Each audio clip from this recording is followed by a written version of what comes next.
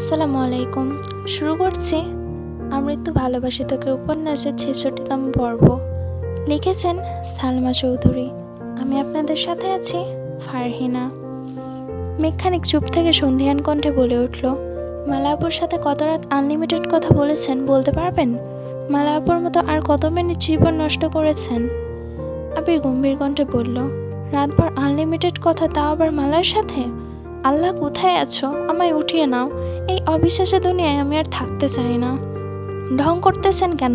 বলেননি কথা, অস্বীকার করতে পারবেন? হ্যাঁ বলেছি, তবে শুধুমাত্র মামা মামি আর মায়েশা আপুর সাথে। যেহেতু ফোন মালার ছিল তাই রিসিভ করলে হাই হ্যালো এটুকুই কথা হতো। এমনকি এই মালার যন্ত্রণায় রাতের বেলা ফোন বন্ধ করে ঘুমাইতাম। বিশ্বাস না হলে বাসার সবাইকে জিজ্ঞেস করতে পারেন। এক পর্যায়ে বাধ্য হয়ে নতুন ফোনও নিয়েছিলাম। এটা শুধুমাত্র তানভীর জানতো। আপনি কি বলতে চাচ্ছেন? আপনি নিষ্পাপ, দুধে ধোয়া তুলসী পাতা? আবির মৃদুস্বরে বলল, আমি নচ্ছার, বদমাস, ধৃষ্ট, লুচ্চা অথবা লম্পট, তবে সেটা শুধুমাত্র একজনের জন্য। সে ব্যতীত পৃথিবীর কেউ আমার দিকে আঙুল তুলে বলতে পারবে না আমি তার দিকে কোনো জোর দিয়েছি কিংবা তার সাথে বেহুদা কার্যকলাপ করেছি। কে সে? কেন বলবো? কোনো এক বৃষ্টি স্নাত রাতে কেউ একজন আমায় বলেছিল, আপনি যা বলবেন, যে অবস্থায় বলবেন আমি সাথে সাথে বিশ্বাস করে ফেলবো। তার বিশ্বাস এতটাই ঠনকো যে কেউ কিছু বললেই তার বিশ্বাসের ঘরের বাতি নিভে যায়। তাকে আমার মনের কথা কিভাবে বলবো? সে বরং তার মনের ঘরে অবিশ্বাস বুঝতে থাকুক। মেঘ আশাহত কণ্ঠে বলল, আচ্ছা সরি। আজ সরি বলছেন, দুদিন পর ভুলে যাবেন। দেখা গেল আজ থেকে ৩ মাস পর কেউ একজন এসে বলল সে ২ মাসের প্রেগনেন্ট আর আমি তার বাচ্চার বাবা। আপনিও নাচতে নাচতে সে কথা বিশ্বাস করে ফেলবেন, অথচ আবির ৪ মাস যাবৎ দেশের বাইরে। আমি এতটাও নির্বোধ নয়। তা ঠিক কতটুকু চতুর আপনি? আপনাকে রাগানোর জন্য কেউ ইচ্ছাকৃত আজেবাজে কথা বলেছে আর আপনি সবকিছু বুঝতে পেরেও রাগ করে বসে আছেন। বাহ! একটা সময় পর্যন্ত মালা আমাকে খুব জ্বালিয়েছে, এটা আমি অস্বীকার করছি না। কিন্তু গত ৬ মাসের উপর মালার সাথে আমার কোনো যোগাযোগই হয়নি। এখন বিশ্বাস করা না করা আপনার উপর। বললাম তো সরি। ঠিক আছে, এখন খেতে যান। আপনি খেয়েছেন? না, খাবো। আচ্ছা, আল্লাহ হাফেজ। আল্লাহ হাফেজ। দিন কাটছে দ্রুত গতিতে। প্রত্যেকে নিজেদের নিয়ে ব্যস্ত। আবির না থাকায় অফিসের কাজের চাপ আলী আহমদ খান একা সামলাচ্ছেন। মোজাম্মেল খানকে ঢাকা আর রাজশাহীতে দৌড়াদৌড়ি করতে হচ্ছে। তানভীর নিজেও প্রচুর ব্যস্ত হয়ে গেছে। পুরোদমে পরীক্ষার প্রিপারেশন নিচ্ছে, সাথে আবিরের অফিসের কিছু কাজকর্ম সামলাতে হচ্ছে। তবে মেঘ একদমই রিল্যাক্সে আছে। সকালবেলা আবিরের কলে ঘুম ভাঙে তার। টুকটাক কথা বলে উঠে ফ্রেশ হয়ে নামাজ পড়তে বসে। সারাদিন ভার্সিটি ঘোরাঘুরির ফাঁকেও আবিরকে মেসেজের পর মেসেজ করে। আবিরও যথাসম্ভব মেঘের মেসেজে রিপ্লাই দেওয়ার চেষ্টা করে। সারাক্ষণ মেসেজ আর অডিও কলে কথা বললেও কেউ কাউকে ভিডিও কল দেয় না। সন্ধ্যায় বাসার সবার সাথে ভিডিও কলে কথা বললেও মেঘের সাথে তেমন কথা হয় না। মেসেজে করা দুষ্টামির জন্য মেঘ লজ্জায় ভিডিও কলে আবিরের দিকে তাকাতেই পারে না। অন্যদিকে আবির কথা বলতে গেলে তুই, তুমি আর আপনি মিক্সড করে ফেলে। আশেপাশে মা, কাকিয়া, মিম আদি থাকে, মাঝে মাঝে আলী আহমদ খানও থাকেন। সবার সামনে এভাবে কথায় আটকে যাওয়া, মেঘের লাজুক চেহারা দেখে নিজেকে সংযত রাখতে না পারা, সবকিছুর জন্য ভিডিও কলে মেঘের সঙ্গে কথাই বলতে চায় না। মাঝখানে কেটে গেছে। তানভীরের ফাইনাল ইয়ারের পরীক্ষা চলছে। আজও পরীক্ষা আছে, তাই সময় মতো পরীক্ষা দিতে গেছে। মিমেরা কেউ বাসায় নেই। সারাদিন একা একা কিছু ভালো লাগছে না মেঘের। আবিরের সঙ্গে দুপুরেই কথা হয়েছে। একটু পর মিটিং আছে বলে ঠিকমতো কথাও বলতে পারিনি। মেঘ ফোন হাতে নিয়ে নিচে যাচ্ছিল। তানভীরের রুম পর্যন্ত এসে হঠাৎই থেমে গেছে। রুমের দরজাটা খোলা। মেঘ দরজা দিয়ে উঁকি দিল রুমে। রুম এলোমেলো হয়ে আছে। সচরাচর মেঘ তানভীরের রুমে যাই না। রুম গুছানোর তো প্রশ্নই আসে না।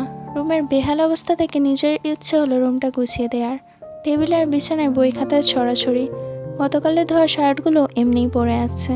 মেঘ গুনগুন করে গান গাইছে আর একটা একটা করে শার্ট ইস্ত্রি করছে। প্রায় ঘন্টা ২ সময় নিয়ে সবকিছু গুছিয়ে শার্টগুলো ওয়ার্ড্রোবে রাখতে গিয়ে দেখলো ওয়ার্ড্রোবের অবস্থা আরো খারাপ। শার্ট, প্যান্ট আর টি শার্ট যাচ্ছে তাই অবস্থায় ফেলে রেখেছে। এ পর্যায়ে এসে মেঘের রাগ উঠে গেছে। একটা মানুষ এতটা অযত্নশীল হয় কেমন করে? মেঘ রাগে গজগজ করতে করতে ওয়ার্ড্রোব গোছাচ্ছে। আচমকা একটা ক্যাটলগ দেখে মেঘ থমকে গেল।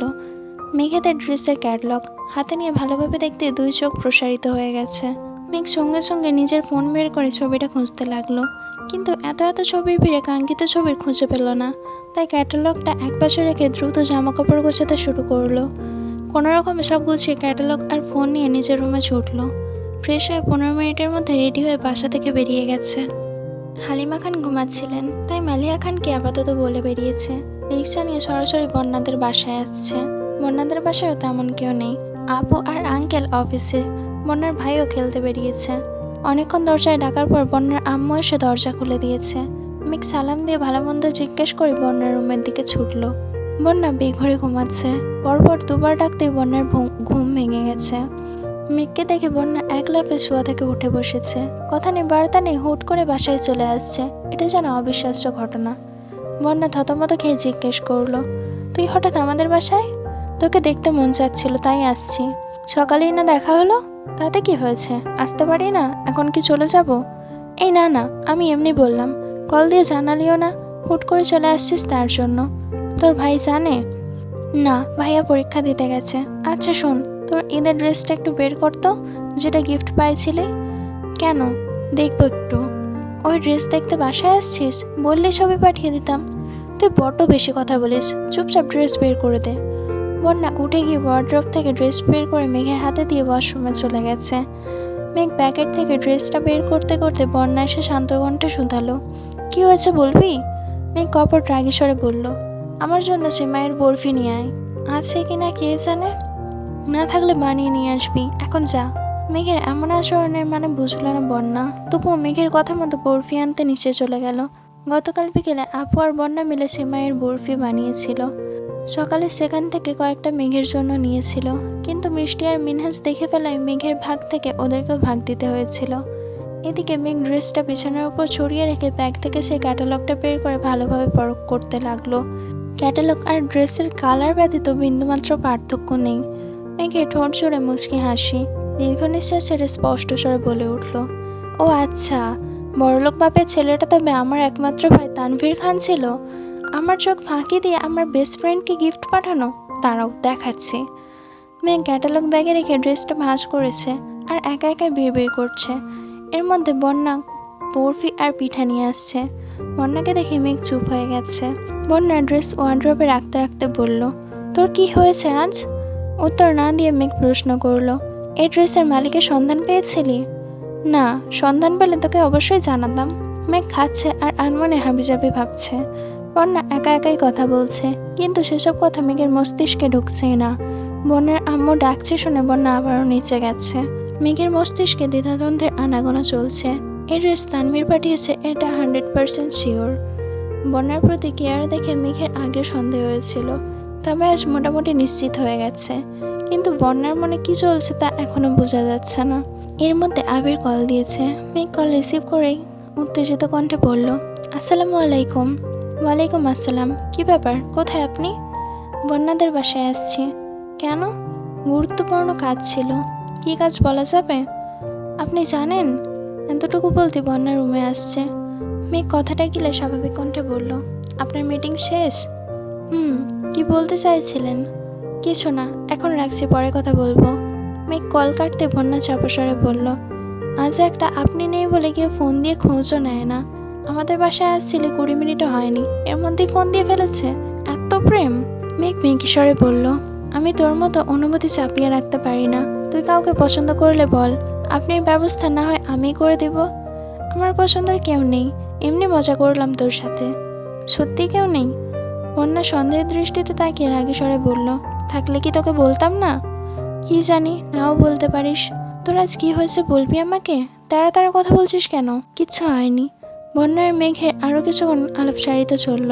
মেঘ আজ তেমন কিছু বলতে পারছে না। বন্যাকে ভাবি বানানোর চিন্তা একান্তই মেঘের ছিল, কিন্তু তানভীর বন্যাকে পছন্দ করে এটা ভেবে মেঘ আশ্চর্য হয়ে যাচ্ছে। তার থেকে বড় কষ্ট এটাই যে তানভীর আজ পর্যন্ত মেঘকে একটিবারের জন্য বলার প্রয়োজন মনে করেনি। তানভীর পরীক্ষা শেষে বাসায় ফিরে মেঘকে না পেয়ে সঙ্গে সঙ্গে কল দিয়েছে। মেঘ ওয়াশরুমে ছিল তাই বন্যা কল রিসিভ করেছে। তানভীর উদ্বিগ্ন কণ্ঠে শুধালো, কোথায় তুই? মেঘ আমাদের বাসায় আসছে। বন্যার কণ্ঠ শুনে তানভীর গলা ছেড়ে বলল, আশেপাশে বোনও থাকলে ফোনটা দাও। আপনার বোনও আশেপাশে থাকলে নিশ্চয় আমি ফোনটা রিসিভ করতাম না। মেঘ ওয়াশরুমে। ও, বের হলে আমাকে কল দিতে বলো।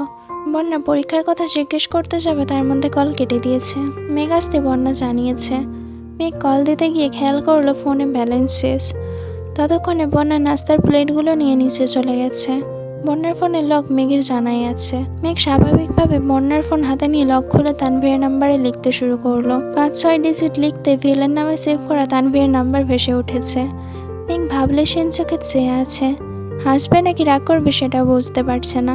ভাইয়ের প্রতি অতিরিক্ত ভালোবাসায় রাগটার প্রকাশ পেল। বন্যা রুমে আসতে মেঘ বাজগায়ে কণ্ঠে বলে উঠল, ভাইয়ার নাম্বার ভিলেন দিয়ে সেভ করে রেখেছিস কেন? এমনি। আমার ভাই তোর সাথে কি এমন করেছে? কিছুই করেনি। তো তো আবার কি?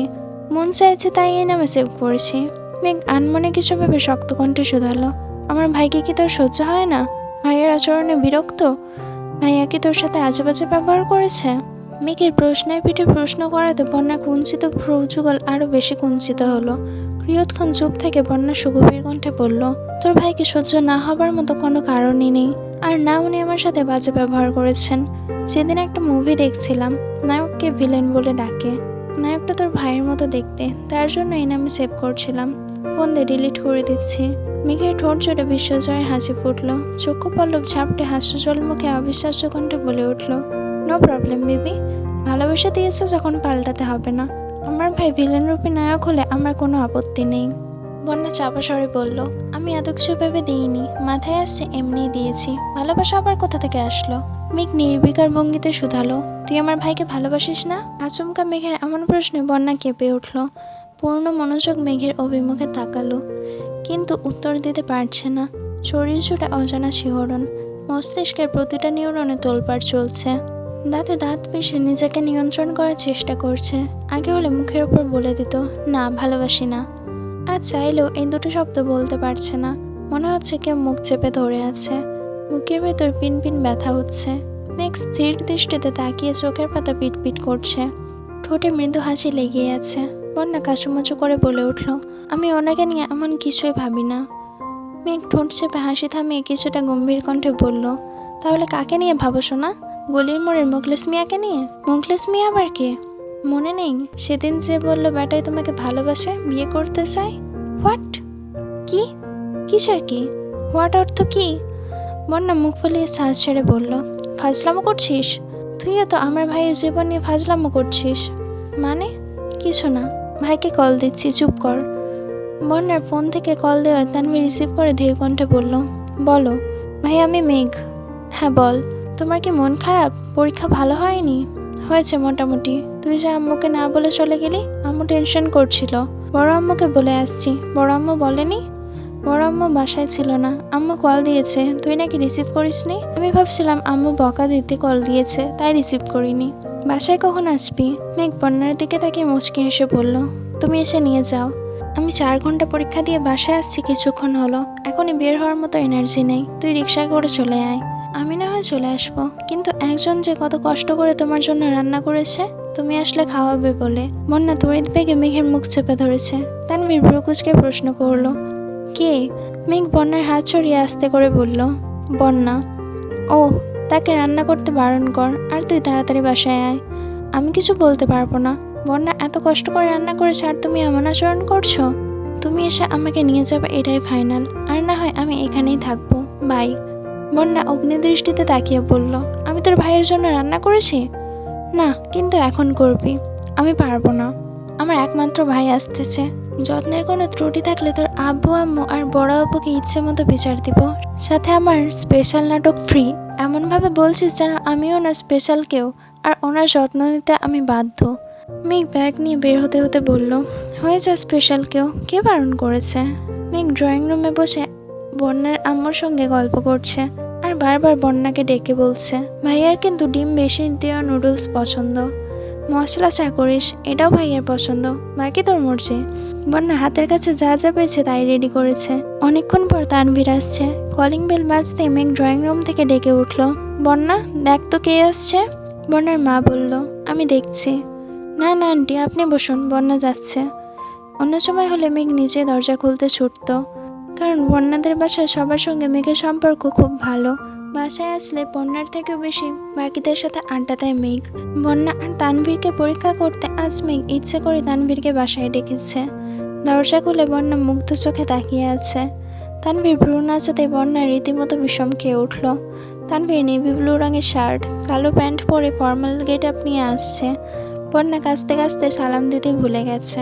তানভীর কপাল গুটিয়ে বলল, পানি খাও, ঠিক হয়ে যাবে। বন্যা দ্রুত ভেতরে চলে গেছে। মেঘ আর চোখে ভাইকে দেখে ভরকালো। ভাইয়ের এমন গেট আপ থেকে আশ্চর্য চূড়ায় পৌঁছে গিয়েছে। তানভীর বন্যার আম্মুর সঙ্গে কথা শেষ করে খাবারগুলো ওনার হাতে দিল। উনি খাবার নিয়ে রান্নাঘরে চলে গেছেন। তানভীর মেঘের পাশে সোফায় বসলো। মেঘ ভ্রুকুচকে তানভীরকে দেখেই যাচ্ছে। মেঘ বিস্ময় সমেত জানতে চাইল, আমরা কি বউ দেখতে আসছি? তানভীর ভ্রুকুচকে সূক্ষ্ম নেত্রে তাকিয়ে বলল, কেন, এভাবে আসছো কেন? ভালো লাগছে না? অনেক বেশি ভালো লাগছে, কিন্তু এই গেটআপে কেন আসছো? ধোয়া শার্টগুলো সব ইস্ত্রি করে রেখেছিস, তাই ভাবলাম ফর্মাল গেটআপে আসলে তোর ভালো লাগবে। মেঘ সন্দেহ দৃষ্টিতে তাকিয়ে মেঘের স্বরে বলল, আমার ভালো লাগবে তাই, নাকি অন্য কোনো কারণ? আর কি কারণ থাকবে? এর মধ্যে বন্যা 2 কাপ চা নিয়ে আসছে। মেঘ একটা কাপ হাতে নিতে নিতে ঝটপট করে বলল, ভাইয়া চিনি কম খায়, তোকে বলতে মনে নেই।